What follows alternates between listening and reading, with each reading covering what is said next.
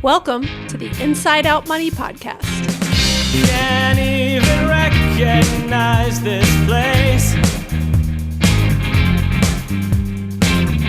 Too many pieces of our past mistakes.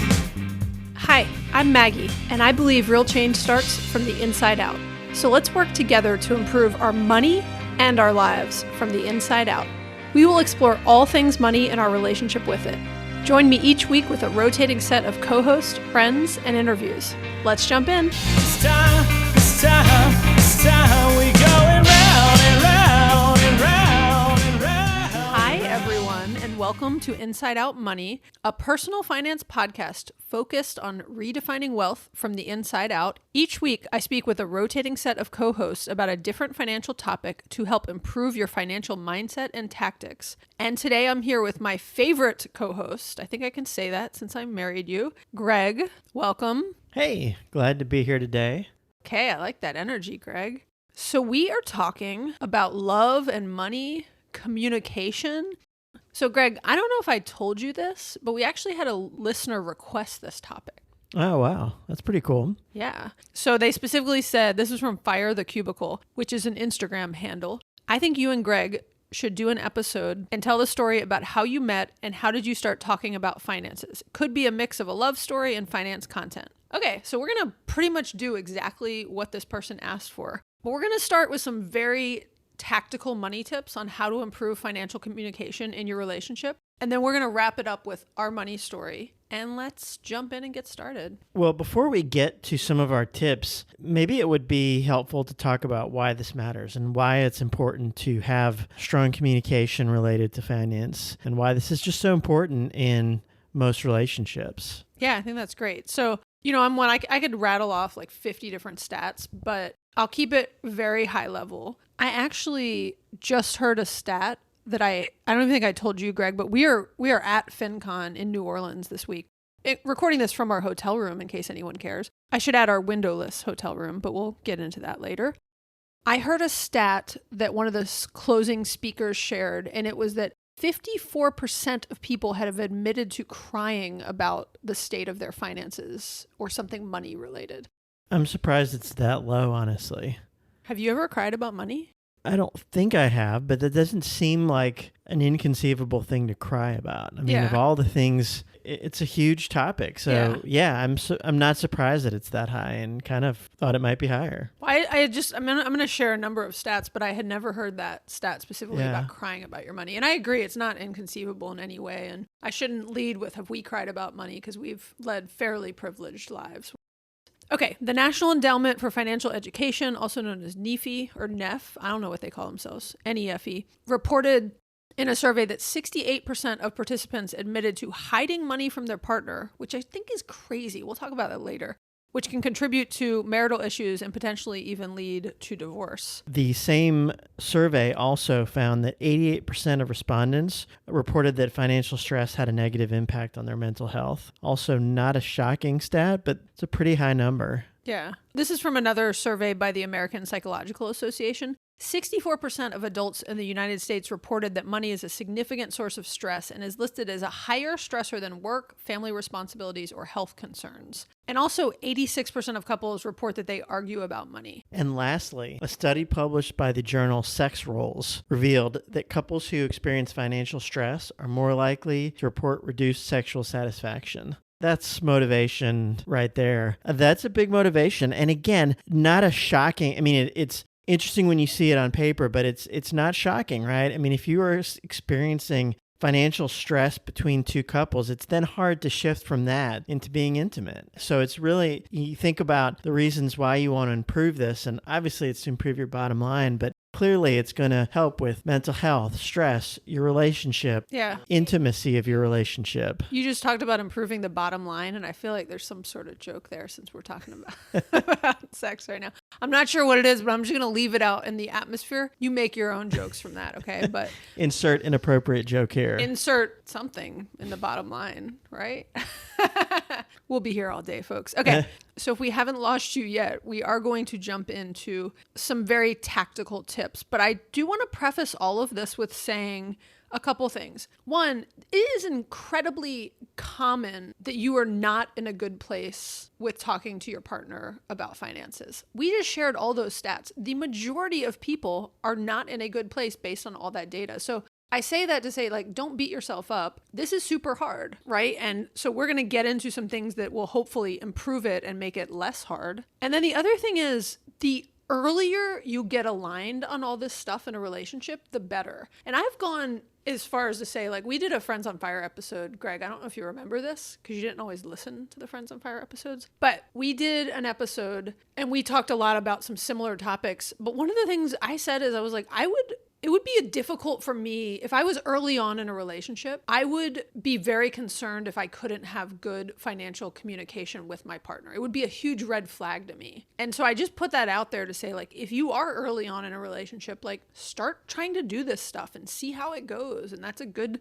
test for you and your partner to just see how you can communicate in general. Because again, there's a lot of things you need to communicate about for a healthy relationship. Money is just one of them. So start early, start often, and also this is hard. Yeah, I totally agree with those points. I think it sets a good foundation for later in the relationship if you can start with those conversations early. Yeah. So really good points. So the first piece of advice is to set regular money dates or conversations.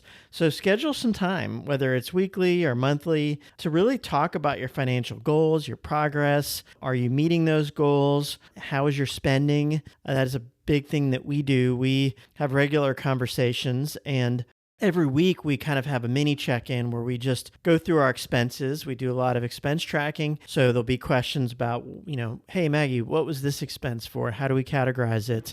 So we do that weekly. That's very kind of informal. But hey, Greg, I should say, though we do it weekly, in full disclosure, though we have tried to set things on the calendar, we don't have like a set time we do it. And that works for us. So we're pretty disciplined about just doing it at some point throughout the week. And maybe we miss a week, but we then catch up the next week. If you're not, actually this is like a lot of things, right? If you're disciplined, do it however you need to do it. If you're not going to be as disciplined about it, put it on your calendar and make it an actual date and something that you guys, stick to as best as possible. Yeah, and we do actually have a monthly conversation on the calendar. We don't often meet during that time, but it's still a good reminder that, it's been a month. We need to sit down and talk about some things. And during that monthly conversation, ideally, I have kind of finalized our expenses for the month. We can sit down and we can say, hey, we spent reasonable spending in these categories, but we were way over in this category. And that helps us adjust our spending going forward.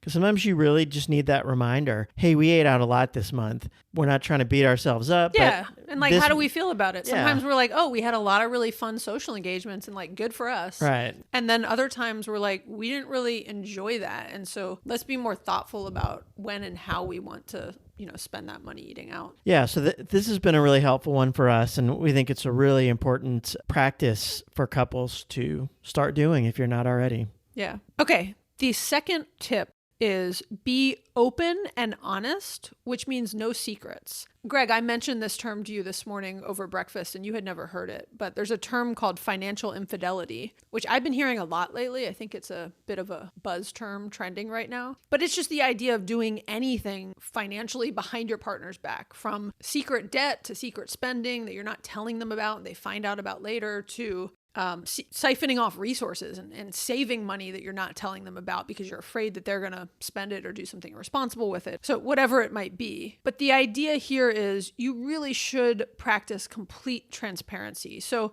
talk about your financial history. Talk about how you grew up with money if that's relevant to different discussions you're having.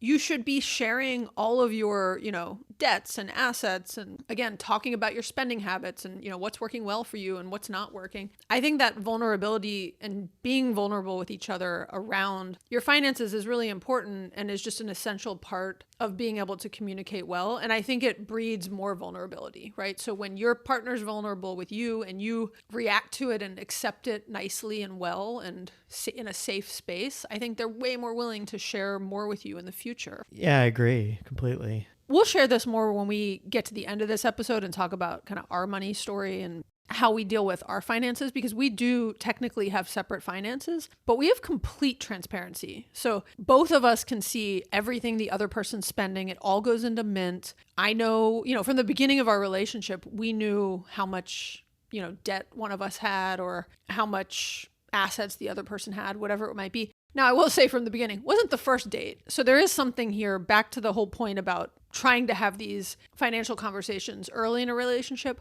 I'm not suggesting on the first date you ask someone how much debt they have and, what their assets are. Not at all. But by the third date, definitely by it's the all third fair. date. Yeah. Back to the sex comment, like definitely before you have sex with someone, you could go deep on finances, Just kidding. You can do that in whatever order you would like. But I do think there is something of, you start small and work your way up, right? You don't need to ask, the big uncomfortable questions about, how many assets somebody has early on in a relationship. But you should start to understand, when let's say you're going on your first vacation with somebody you're dating, it's very appropriate to say like, hey, do you have enough money for this? Like, are you paying for this? Are you putting it on credit cards? Like, how are you financing this vacation? And I always think about this story that Rich and Regular told about one of the first big fights that they got in, which was when Julian found out that Kirsten put a vacation they went on together on a credit card and didn't have the money to pay for it at the time. And that caused a lot of stress and anxiety because he was then worried about her financial habits in the future and her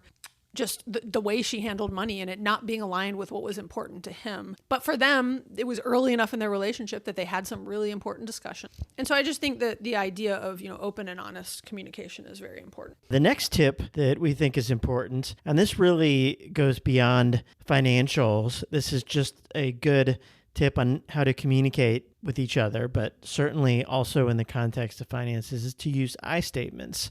Pretty straightforward, but to say that I feel this way, I feel worried about our budget, I feel concerned about this level of spending, as opposed to saying you spend too much, you are not being responsible. I feel concerned that we're not being as responsible. It creates such a different tone. It's not blaming, it's we're together, this concerns me, let's talk about it, as opposed to saying you are doing this, you are the problem. So it's very small, but it really can help open up a conversation in a constructive way, as opposed to starting it from a place of blame, which is, once someone is feeling blamed or feeling defensive, accused, it's just going to be a little harder to start that conversation. Well, it puts them on the defense. Yes. They're defensive at that point. It's really hard to have a productive conversation with someone, even someone you love, when you've immediately put someone on the defense and attacked them. Here's the thing I get confused about with this, because this is very common guidance, if you will. You want to, it's the idea of you want to use an I statement versus you, but then what if I say like, I feel stressed when you spend so much money, Greg? It's like an I and a you statement. I think I'm supposed to keep it very focused on me and not like, you don't just throw the you after the I,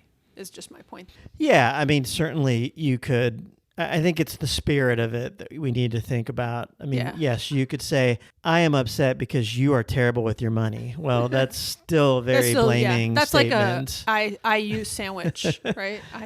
But you could say, I feel stressed about money. Can we talk about this? Yeah.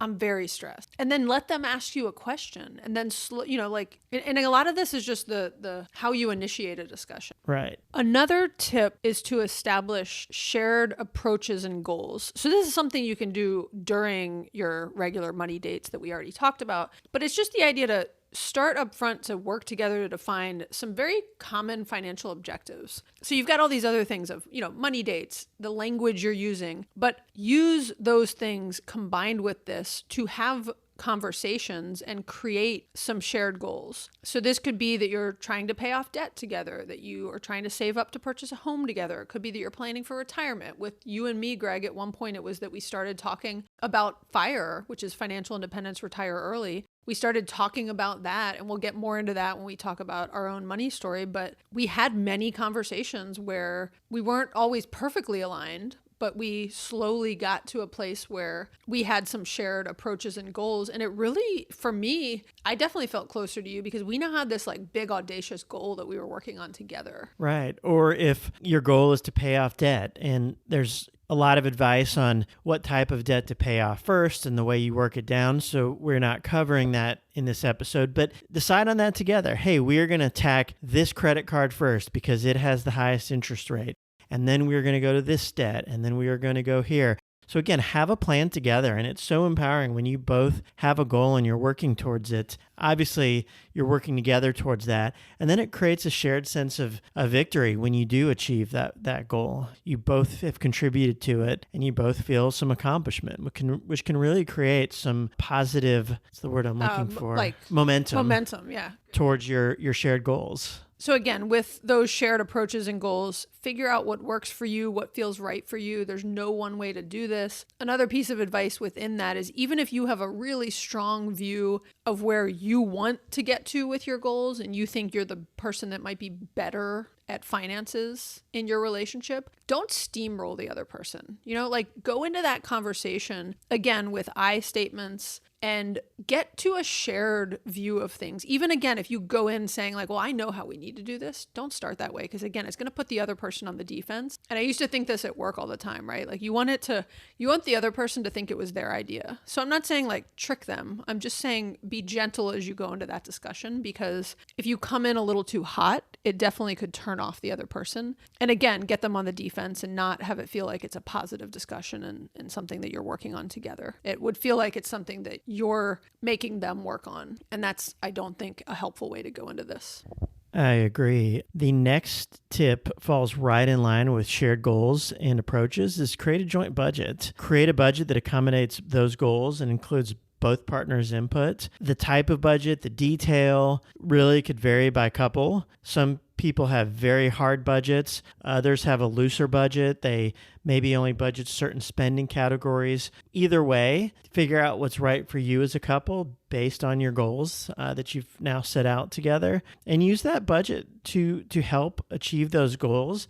And it's really a tool. So it's, in essence, the first tip or the last tip we gave was the goals. The budget is really the tool to help achieve those goals. And so, as I mentioned earlier, when we meet monthly, we review spending in certain categories. So we don't review our entire budget per se, but there's certain categories that we really do dig into because they're more discretionary. We want to see how we're doing and if we are keeping in line with our original budgets. Yeah, and I've talked a lot about, like, I'm not as big of a fan of budgeting as I am of expense tracking, and they're often one and the same, but they are two different activities. And so at the very least, I really encourage everyone to do expense tracking together as a couple and figure out, like Greg said, what your system is. We love Mint. We've talked about it in many episodes. We've got an old Friends on Fire episode on budgeting versus expense tracking that we can put in the show notes also. Another tip is within all of the things we just talked about, from expense tracking to having the, regular money dates and shared goals and approaches,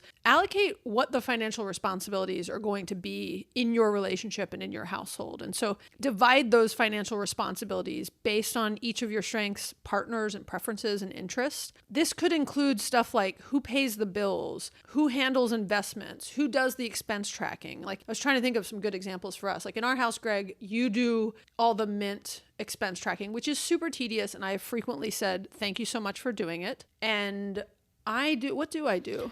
Well, you pay a lot of the bills. I pay a lot of the bills, yeah. You are very helpful with, even though I do the reconciliation of the expenses, one thing that you've developed a good habit around is saving receipts and even documenting, this portion of this expense should be this category. This is this category. So making it easier for me to do some of that expense reconciliation at the end of the month.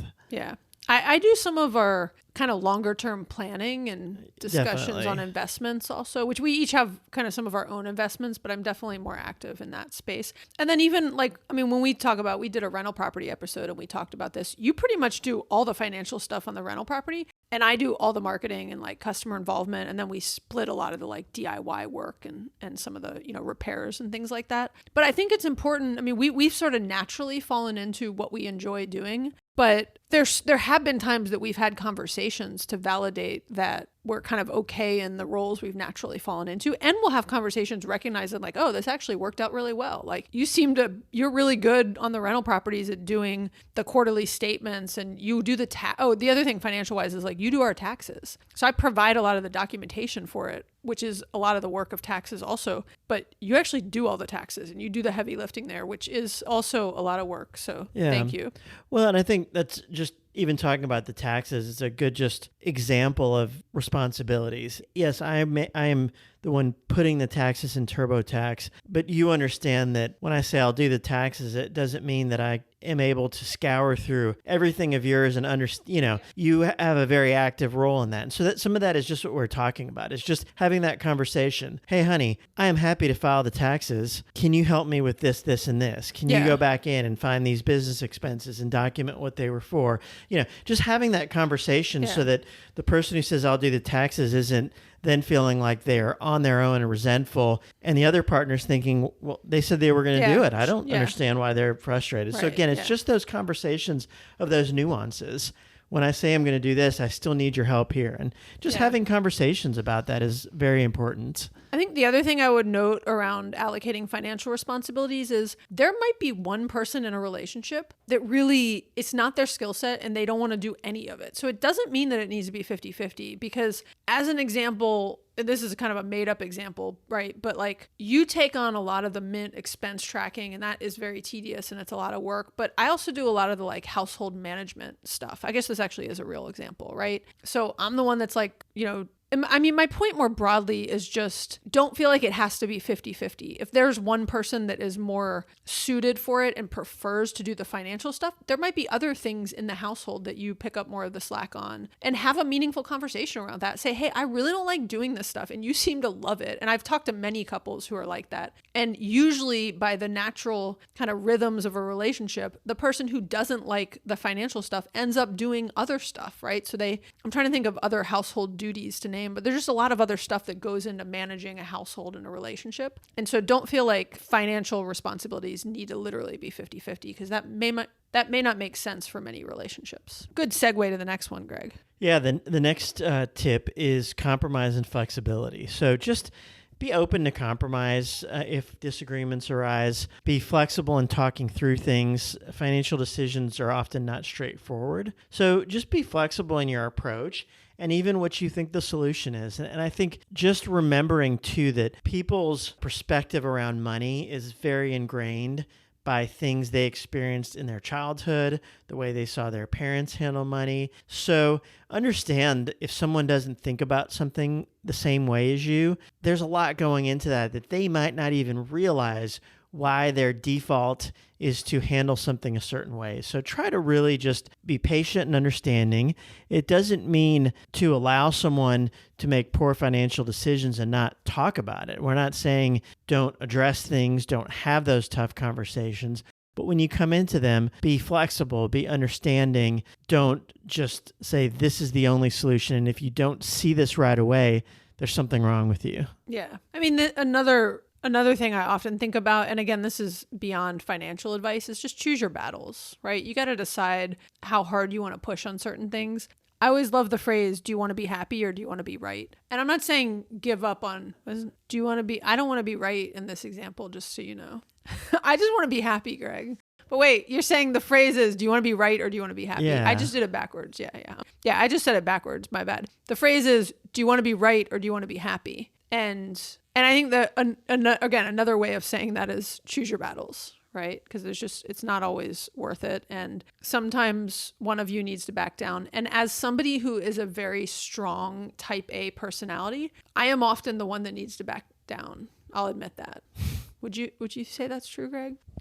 Well, I would say that you come in with a stronger opinion on certain things than I do often. Not just financially, just in general. There's a saying about the Maggie's family. Oh, gosh. I didn't come up with this, by the way. The saying it's a motto. It's a family motto, which is terrible. This is a terrible family motto to have. It really is. And the saying is, what is the saying? Seldom right, but never in doubt. Seldom right, but never in doubt. Yes, and again, terrible family motto. But very accurate. When I first heard that, I was like, "Oh, that's funny," but that can't be true. But as I've gotten to know Maggie and her mom and others in her family, they come in, even if it's something that's not something they have expertise in, and they walk in as if they absolutely know this, no doubt in mind, until you pull back the covers and you're like, sure? That doesn't sound well. I I honestly don't know. Yeah, Yeah. the answer will be like, yeah, I really don't know. Now that you, so let me ask you a question. On the count of three, Greg, who is the worst at this? 1, 2, 3. Susan My mom. Young. Okay, well, you said her name. Same person. Yes. No offense, Mom. I love you. You were on last week's episode. No, 2 weeks ago episode. People loved having her on, by the way. I got so much great feedback. Okay, let's keep moving. Let's move on. The next tip is show appreciation and celebrate milestones. So I think we talked about vulnerability. Another piece of this is gratitude. So you want to show gratitude and appreciation for progress that your partner's making, but also progress that you're making together as a couple, right? And so this will help to maintain a positive, supportive atmosphere and will continue momentum, like Greg talked about, to be able to have more of these discussions in the future. And the more you talk about this stuff, the better you will get. And the more you're able to learn how to talk about this stuff more effectively, like using the I statements, not putting the other person on the defense, being grateful and showing appreciation when your partner is doing good things. There's just nothing but good and progress that is going to come from that. So I highly encourage you to show appreciation and really focus on milestones that you all can celebrate, like if you've paid off some debt or you've reached some big goal. Like we had a big thing and we planned this big 6-week summer Europe adventure with our kids to celebrate the milestone of us retiring. And that was something that we planned and talked about and worked on together, and brought us very close together to have this big goal, and then to know that once we met it, we were going to go do this thing. And it made it a lot more fun because it was something we were doing together. And I think through all this, you grow so much stronger in your relationship, like we talked about at the beginning. Yeah, I totally agree with this one. And I think the appreciation is essential. I mean, there's I don't know the exact rule, but in relationships, for every negative comment or negative piece of feedback, you're supposed to provide something like 4 times the number of positive feedback. I don't know the exact number, you can look it up, but I do think receiving positive feedback from your spouse, especially about financial topics, but all topics, really helps so much. I know when you thank me for something or say, hey, this you do such a great job with it. I really do appreciate it. It really makes me feel good, and it makes me want to continue to do those things. And then when you do have but hey, can we do this differently? Or what did you think about this? Or how can we, I know that it's coming from, not a place of criticism as much as a place of love, but hey, let's try something a little differently. And then celebrating the milestones is essential. Financial planning, goal setting is I can't even say it's a marathon because that would still imply there's an end. There really is no end. Even if you hit early retirement, you're still going to talk about finance and how you spend, and probably even more so because now, guess what? You don't have any income. Well, and you're not busy at your job all day. You got no income and more time. Yeah. So just still very essential to have those conversations. Yeah. So it's a forever thing. So celebrate those milestones because there is no real end to celebrate. Yeah. And look, last but not least is if the DIY approach is not working for you and all of this advice you've tried and you're just hitting a wall with your partner, there's nothing wrong with considering professional help on this. So there are things like money coaches, or financial coaches, they're called many different things. There are financial therapists. You could just go to a regular therapist because a lot of the problems you may have in communicating about finances are more about how you communicate, not the money itself. And so a regular therapist could be very helpful. But again, you can look, there are special, very focused financial therapists. I actually met a couple at FinCon this week and was not as aware that that was a specific field, by the way. Again, also you could go to a financial coach. Again, sometimes just a third party helping, even when it's not a therapist, but they're trained in how to help someone improve their finances, can be incredibly helpful if things have become too complex or heated or you're just not making progress on your own. Okay, that was 10 different tips on how to improve financial communication in your relationship. I hope that is helpful for people. And I think we're going to transition to a little bit about our money story. Hey, before we get into our money story, Greg, I think we should tell people where we're sitting right now. We're in New Orleans. We were here for FinCon. We are in a hotel room at a nice hotel. Yeah, an IHG hotel, I'll say also. I'm still very loyal. Right. And so... Well, I was until I got assigned this hotel room. Go ahead, what were you going to say? Well, you booked a room that said standard interior. I don't remember any of that, by the way. Yeah. I just remember booking a room a long time ago. Well, and if you did... to me, when it says standard interior, that would mean the interior is standard. Maybe it's not a, I just thought it was like no special view. yeah. Even when I reread it after being told that by the front desk. So what does interior mean, it turns out, Greg? It means it's in the interior of the building. Which means There's no window. There's no window. We've been here for 5 nights. Luckily, we haven't spent a lot of time in the room, but we don't really want to because there is no window. And it's not enjoyable being in a room with no windows. Yeah. What there is, though, which is a little bit like a slap in the face. Like, I'm not actually sure if I would rather have this versus no window. I think I like it. Is it growing on I think you? it's helpful. I would prefer a window, but it's Well, it's like, those old school like shower blocks. I don't know what to call them, but they're like glass blocks. I think it's like Miami Art Deco is what Yeah. it makes me think I of. mean, back in Those- like the 80s and 90s, this is what they made like shower walls out of. They're sort of like opaque, not fully see-through glass blocks. So there's a whole thing that's like the shape of a window. And when we got in the room, behind it was a bunch of light.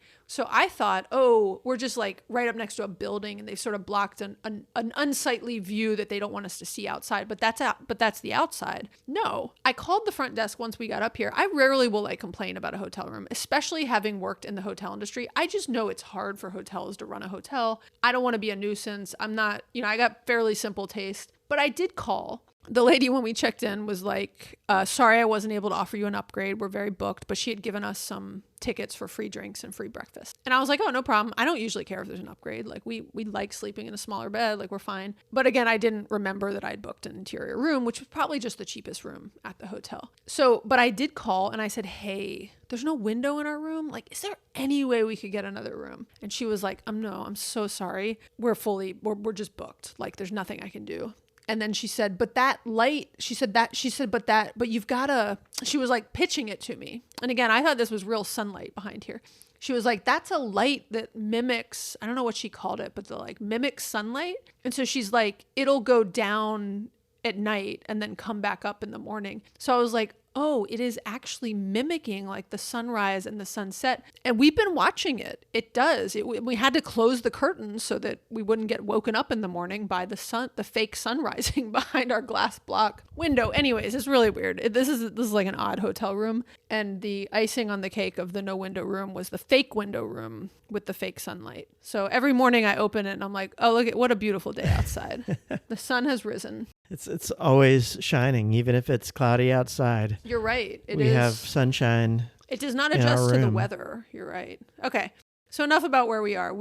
I had a great time at FinCon. I'm sure I'll talk more about it coming up, but let's get into our money story. So we just talked about all these tips for helping others have good financial communication in their relationships. We have had many people ask more about our money story and kind of how we met. Why don't you share the story of how we met with a little bit of background? Because I think you need that background of just where we came from. Sure. Yeah. So Maggie and I were both previously married, Not to each other, to be clear. previously married to other people, both very similar kind of timing in our lives. We were both married right after college.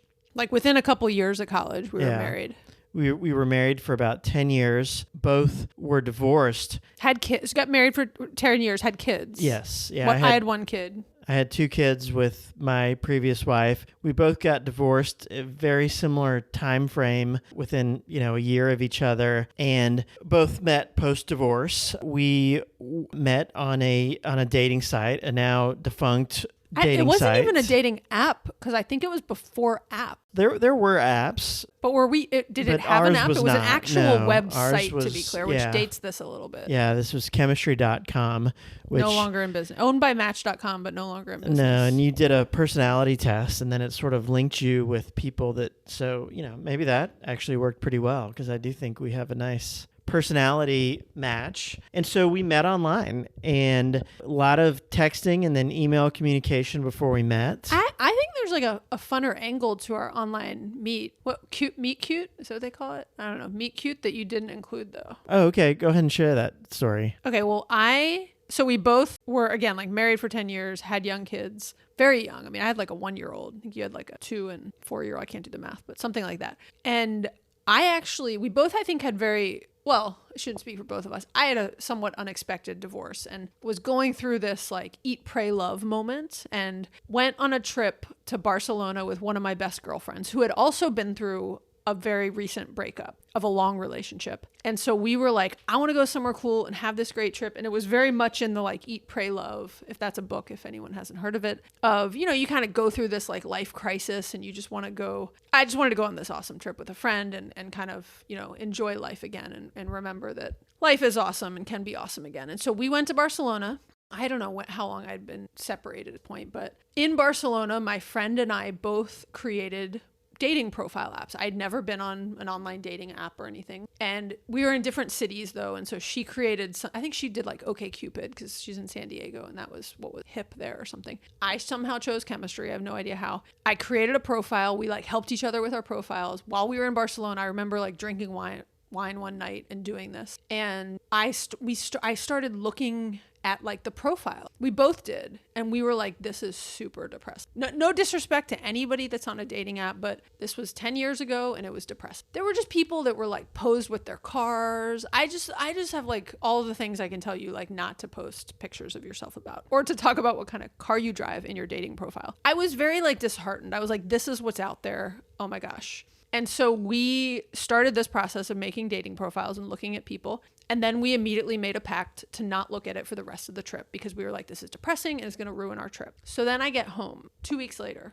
maybe a week and a half from the time we created this. And I always mess up the order of this, Greg, but like. Well, you were still on your trip, actually. Oh. Yeah. And wait, I broke my pact. I think so, because okay. I think you were still on the trip when you liked my profile. From my perspective. Oh, I was on the trip when I liked your profile, when I was scanning Right, through the crap. right. I might have seen like, oh, that guy looks like reasonable. Yeah. Yeah. So you liked my profile. I then liked yours. And a few days later, I got a message from you. I was not a paid member of the site, though. You were on like a free trial of Yeah, some I sort? could not read your message. And I was just sort of having a period where I was, you know, a little down. I just thought, this. And I was like, I want to read their message, but I was really worried that if I was going to pay the thing only to see a message that says, oops, sorry, liked your profile by accident. Best of luck out there. My bad. And fortunately, that was not the case. It was a very nice message from you, and that led to a really nice exchange of email messages.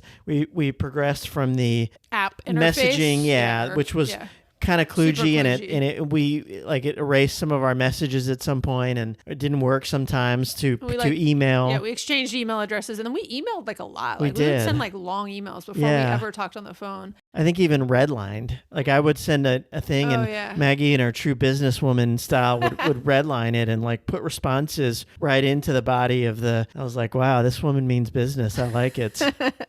Also, in an overlap, because I was probably traveling with a friend while creating my profile, I had a very I was like, I will only date anyone that lives very close to me because I really like my community and I'm not moving. And I somehow matched with you were like an hour. He was in this sort of suburb of Atlanta that's like an hour away. And I hadn't like set the right filter because I was new to this thing. And so we wouldn't even have gotten matched if I had properly set the filter that I meant to set. So there's a lot of like cool things. And then we very quickly learned, maybe after we went on a first date, did we learn that you were good. You were friends with one of my best friend's husbands, who I've also known since college. You like live next door to in college and we're good friends with. And then like we found all the like through Facebook, you realize all these like random connections. And so it was just, it was a cute meet story, or meet cute, which I think sometimes people use that term. That was a long story. The person who asked for us to share how we met might have just regretted asking for that. But I do remember, Greg, that at one point I asked you what kind of car you drive. And I was like, I'm asking that because I feel like you can learn a lot about someone by asking what car they drive. Not because I'm in any way superficial, to be clear. And I drove a Prius at the time. And guess what Greg drove? A Prius. And I was like, ooh, like a guy that drives a Prius. It's a good sign. He's practical and he likes the environment. Super sexy, in my opinion. So bringing this down to our money story specifically, I think because we had both been divorced, we were both very conscious of money. Divorce can be expensive just because you're taking one household and splitting it into two. So regardless of the specifics of anyone's divorce, whoever's involved, it's a financial, it heavily impacts you financially. It's usually a financial burden for Yes. 99% of people, I would say. And so it really makes you rethink how you handle your money. And it gives you, tough as divorce is in many ways, it does at least give you an opportunity to reset your spending habits, because now you're on your own and you can make decisions about how you want to spend your money, how you want to save, and in dealing with the new financial reality you find yourself in. Yeah, I think divorce in general is like a huge reset process where not just financial, but everything. There's so many people that end up making some really big changes in their life post divorce because they've just it's a wake up call for them. It's all sorts of things. But yeah, I think you're right. We talked about money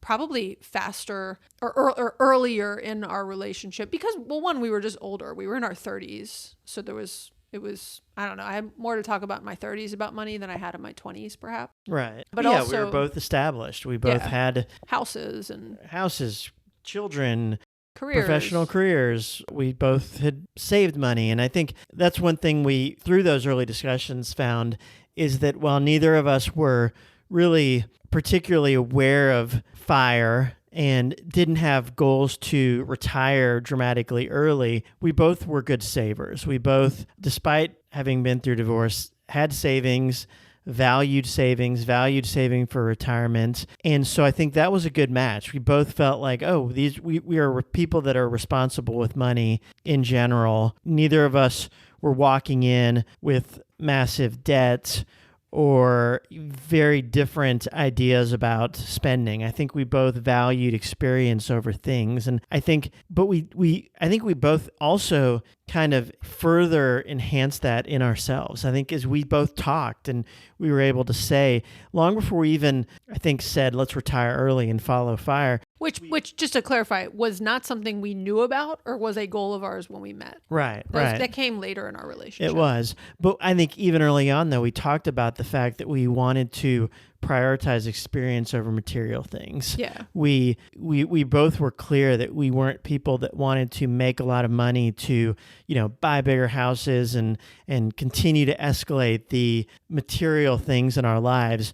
But we wanted to both travel a lot. We wanted to do fun things with our kids. And so I think we had that in common, but I think we also kind of built that vision together. It's like we came in similarly, and then I think together we really enhanced this vision of how we wanted to live our lives. Well, and I think another thing, I've always had a theory that people that are from similar socioeconomic backgrounds it is easier for them. I'm not saying they're necessarily more suited for each other, but it is easier for them to create a life together because they do come from similar experiences and have similar expectations. And I think that was the case for us. I mean, even in terms of like what we valued and liked, like we weren't going out. I mean, we went to a lot of concerts and we did a lot of fun dates and stuff like that. But like, I didn't want to go out to expensive restaurants and you didn't really either. And not that we didn't value a nice meal every now and then, but we as much value just hanging out and doing stuff outdoors. And, we both I remember you were going on a like solo hiking trip when we first met. And I thought that was really cool that you were doing that. And like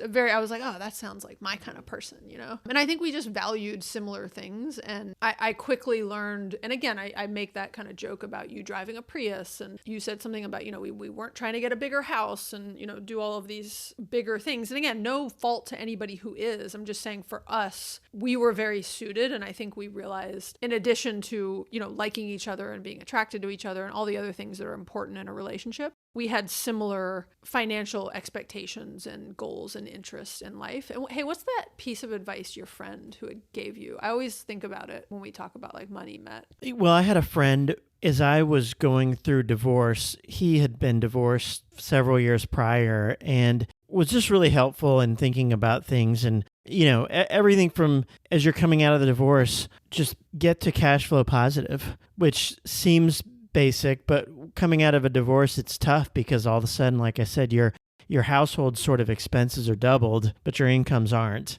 And so that was a really good piece of advice. And then even when we were talking about dating, he said, don't worry about impressing. Yeah, don't worry about impressing other people when it comes to financial things. And he said, I drive a Honda Civic. Yeah, there are probably some women that aren't interested in dating me because I don't drive a fancy car. Those aren't women I want to date. And again, that seems pretty basic, but having someone who's been there kind of already doing that and having some success, and there are women out there that don't care about what kind of car you drive. It's really reassuring because it can be easy to sort of get caught up in thinking about, well, am I ever going to meet someone? If I am, I guess I better, show them that I have a nice car and I eat at nice places and I can wine and dine them and exactly give them a nice life. Exactly. Yeah, you always tell that story of that friend. And when I hear that from someone, I'm always like, oh, that's someone it's kind of my people.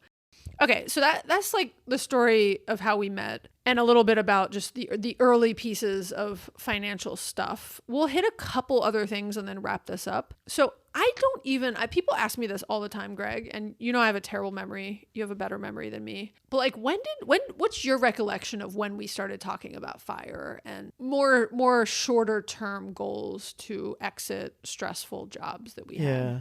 Well, I think there was a couple things. I was pretty unhappy at work and frequently talked about wanting to leave and maybe start another career, and maybe that career was going to make less money, but hopefully I would be happier. So I know that was kind of a conversation that was happening. And then at the same time, I think you started mentioning it. I think you were exposed to it through perhaps Rich and Regular working with them. I think you maybe then started listening to some content. My initial reaction was, well, that's probably too good to be true. But I think as we started to dig in more, and then certainly, you becoming friends with Mike at work and really talking more about FIRE, I think through all of that, I think it became something we started to really believe could be in our future. And for me personally, I knew that I was going to need to do something. And when it actually became a viable option of I keep working for a while, but, shorter amount of time, and then I can actually retire as opposed to having to shift to another career, that all of a sudden became very appealing, as opposed to I'm going to quit now and then have to do something. I'm going to stick with this for, a few more years and save as much as I can. I think that's where it just started to really become a reality for us of this is possible. We could actually do this because we were good savers prior to becoming FIRE adherents.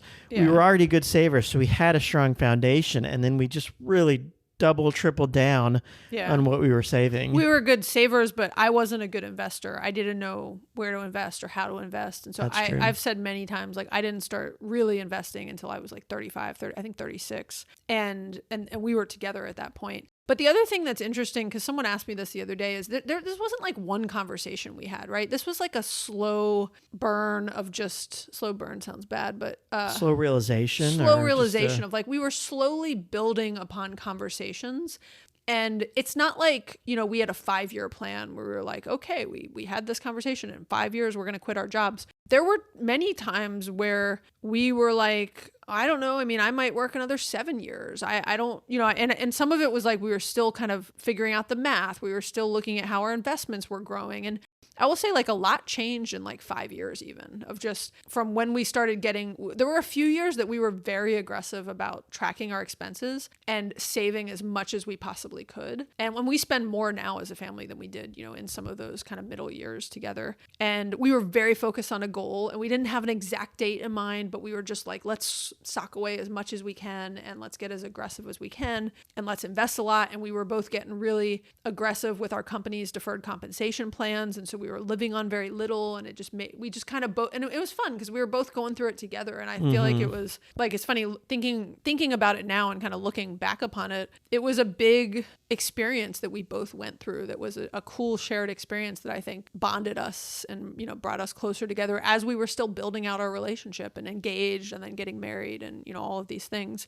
But a couple other things. So I think just for the sake of time, we can shift to just a couple of things about like our money structure, because we talked about all these conversations and we have weaved this into various podcasts. So this may not be a surprise for some of our more active listeners, but we do have separate finances. I think we said it earlier in the episode. I think for both of us coming out of a divorce, it's just, I don't know, for me especially, I had separate finances in my previous marriage too, and it just worked for me. We've done entire episodes where we talk about the benefits of separate finances versus combined finances. I think either can work for people. I think the most important thing is being transparent. And again, we have separate finances, but we are probably way more transparent and talk about our finances way more than people who have combined finances but don't actually like look at stuff and talk about stuff. And so I think sometimes separate finances has a stigma that it's truly like separate and that you don't see what the other person's doing. And like that is not. We track things separately and we have many different accounts in our own name, stuff like that. But we're incredibly transparent, aligned on our talk, make decisions together about individual things.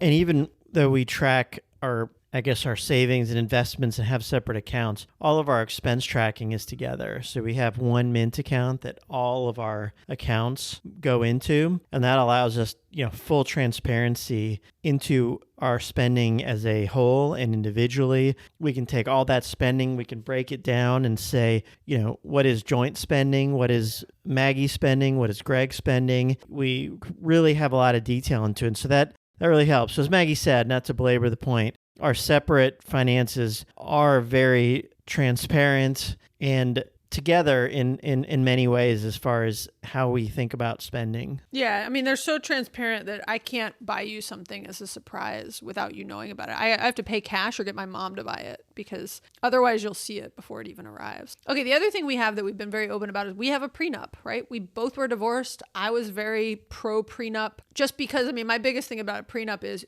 everybody out there that's married already has a prenup. It's called your state's laws. And so the laws are different in every state in terms of what happens when you get divorced and what the sort of standard approach is. If you don't have a prenup, you're allowing your state to decide what happens in your marriage. If you do have a prenup, you're having a thoughtful, informed discussion with somebody that you love about what you think makes sense and what you think is fair. And I'll give you an example, right? I had paid off my mortgage pretty much fully by the time, definitely fully before we got married, but by the time we met almost, I had paid off most of it. And that was something that, I came into the marriage with a pretty large asset that was, mine solely. And that's the kind of stuff you might note in a prenup is if we ever, I hope we don't ever, but if we ever weren't married, I would leave with that same asset, right? And there are things like that you define in a prenup. And I just am very pro prenup. We have an entire episode on Friends on Fire, episode 174, where we talk about prenups and how they're not just for the rich and famous. And we actually have a real attorney come on who did our prenup and does prenups. And I'm just very pro prenup. Yeah, they really are important. And what they are, it's communication. It is the putting that communication into a contract, but it all gets back to communication. And so talking about your assets before, as you come into that marriage, and hopefully you won't ever have to exit that marriage. But if you do, you're kind of having that communication up front as to what's yours and what's mine. And so I think it's a very open part of communication.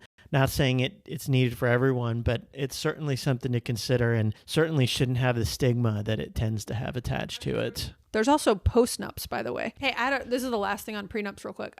Someone just this week at FinCon, I was talking to about prenups, and they made a comment that they heard they don't always hold up in court. Things can still get decided differently if there was a divorce. And I was like, yeah, well, all contracts are like that. You sign that waiver at camp or anywhere where you do something dangerous where you're like, I won't sue if I die, if someone gets hurt or dies doing this. That doesn't mean you actually can't sue, by the way. That's just like, it goes into the case, but you in no way stops you from being able to sue anybody. So the thing about prenups is they were sort of questioning prenups as a result of that statement of like, does it really hold up and does it really matter? And I was like, look, even if by the way, they often do, just to clarify, but even if they didn't, my point was the process you have to go through to create a prenup, the conversation you have to have with someone that you're in love with at that point, you should be if you're having this conversation, are incredibly important. And I actually think they're an interesting test. If you can't have that conversation about what you think is fair and right if you were to have to dissolve a relationship. Yeah, if you can't do it when you're in the bliss of getting married, then imagine how bad it's going to be on the other end. You probably don't want to marry that person. And I know that sounds like a big statement, but I'm like, look, that's a flag. If you cannot forget the legal document and whether it holds up in court or anything else, if you can't have a conversation with your partner about all of your assets and what would happen to them if you got divorced or what you think is fair while you're in love, huge red flag. I hate to say stuff like, oh, you shouldn't get married, but that's a big red flag, right? And so as controversial as prenups can be, and as many people think it's a sign that you don't like love and trust somebody, I think that's not true. And go listen to the old Friends on Fire episode where we explain more of why I actually think it's more of a sign of love to create a prenup. That would be my argument. But go listen to that episode if you want to hear more about it. Anyways, I'm pro prenups. I talk about it all the time. Okay, we should wrap this up, huh, Greg? I think so. I think it's time. Yeah. I love you. Well, I love you too, hon. Hey, it is really helpful if you enjoyed this conversation and if you enjoy our podcast to go leave us a written review on Apple Podcast, or you can also go leave us a rating on Spotify. But it's particularly helpful to get that written review on Apple Podcasts. It helps other people to find the podcast. And then we also really appreciate it if you share this episode with other people. And you know a great person that you should share this episode with, Greg? Your spouse or spouse to be. Your partner, whoever you're with, yes. We may say like spouse or married. We might have used words like that throughout, but like all of this stuff applies when you're in a dating relationship, when you've got a partner, however you've decided to structure your relationship. But we just think it's, having these conversations about money is so important. So we encourage you to share this episode with your partner. It could be a great way to initiate the first conversation and say, hey, go listen to this. It really inspired me that we should have more conversations about money. And then the first conversation you have about money can be what you thought about this podcast. There might be things you guys liked, didn't like, agree with, don't agree with, and